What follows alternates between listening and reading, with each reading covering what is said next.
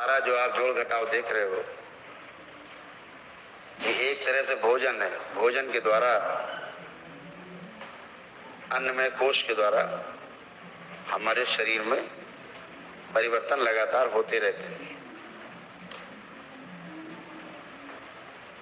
प्रत्येक 7 वर्ष में ये जो शरीर आप देख रहे हो, स्थूल शरीर,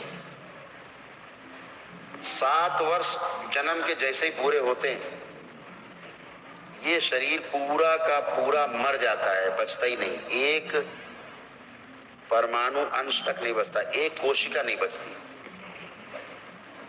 एक सेल नहीं बचता आपका। ऐसे ही अगले 7 वर्ष 1 दिन से लेकर के 14 वर्ष पूरे होने तक फिर शरीर मरता है दोबारा, पूरा का पूरा मर जाता है, बचता ही नहीं। यानी इन 7 वर्षों में पैदा होने से लेकर 7 वर्ष पूरे होने तक जो शरीर में है वो सब मर जाता है, उसकी जगह नए सेल बनते हैं, पुराने निकलते रहते हैं बाहर, पसीने से, श्वासों के द्वारा, मल मूत्र से, अन्य प्रकार से ये बाहर निकलते रहते हैं मर के, उनकी जगह नए बनते जाते हैं। यानी हर सेल नया हो चुका होता है 7 वर्ष में। तो ये होता है किसके द्वारा है? अन्न के द्वारा।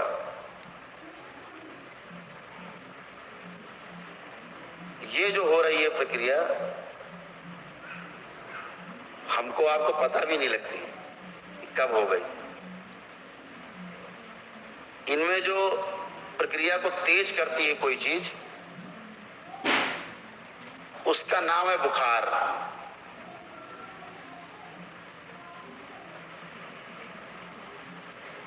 सेल जो डिस्ट्रॉय हो गए हैं, मर गए हैं, उससे बाहर कैसे निकाला जाए? अगर वो अंदर पड़े रहेंगे तो सड़ेंगे, तो रोग बनता है।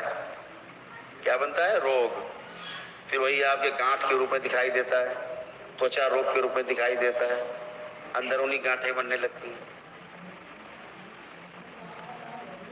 तो बुखार का काम है आपके इन अवशेषों को, मृत अवशेष जो हैं, जो मर गए अंदर सेल्स, ये बाहर निकल जाएं। जब ये बाहर नहीं निकल पाते तो बुखार आता है। क्यों आया बुखार? वो सेल बाहर नहीं निकल पा रहे हैं, अंदर सड़ रहे हैं, सड़न पैदा हो गई है। तो बुखार क्या करता है? आते ही आपकी भूख बंद कर देता है। पहला काम भोजन। बुखार का काम क्या है? मन नहीं करता खाने का, पानी का भी टेस्ट बदल जाता है, पानी का भी टेस्ट आपको नहीं आता। लेकिन फिर आप कहते हो पत्नी से, माँ से, जरा कुछ चटपटा बनाओ क्योंकि स्वाद नहीं आ रहा है, कुछ जरा चटपट टाइप का हो जाए। जी मचल रहा है कुछ खाने को, अंदर डिमांड नहीं हो रही है, भूख नहीं है, लेकिन जीभ लपलपा रही है, केवल लपर लपर कर रही, जी कुछ खाने को चटपट हो जाए। रोज आदत पड़ी है। तो आप क्या करते हो? बुखार को और निमंत्रण दे देते हो, भैया बने रहो, तो बुखार फिर नहीं जाएगा। क्योंकि जो एनर्जी शरीर की आपकी बुखार के रूप में शुद्धि के लिए आई है, अंदर जला के भस्म करने के लिए आई है, मारने के लिए आई गंदगी को, उस एनर्जी को आप दूसरा काम देते हो, भोजन दिया, अब वो एनर्जी उसको पचाने में लग जाएगी। वो शुद्धि के लिए, मान लीजिए आपके आश्रम है, 100 कर्मचारी बुलाए जाएं, भैया आश्रम की सफाई करनी है, ठीक है। अब उन्हें आश्रम की सफाई करने के लिए बुलाए गए और उनसे कहो भैया एक काम करो, सब लोग जरा बाहर चलो हमारे साथ और जरा खेलेंगे। अब खेलते रहो दिन भर, सफाई कौन करेगा?